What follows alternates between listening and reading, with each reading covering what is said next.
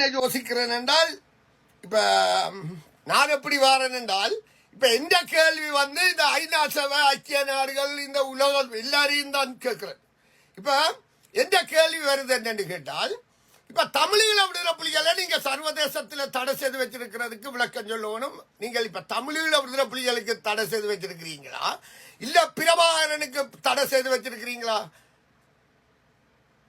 இப்ப வேணா பிரபாகரனுக்கு தடை செய்து வச்சிருக்கிறீங்களா, இல்ல தமிழீழ விடுதலை புலிகளுக்கு தடை செய்து வச்சிருக்கிறீங்களான்றது விளக்கம் சொல்லணும். இப்ப நான் வந்திருக்கிறது சும்மா சாதாரணமா வந்த கேள்வி கேட்கல.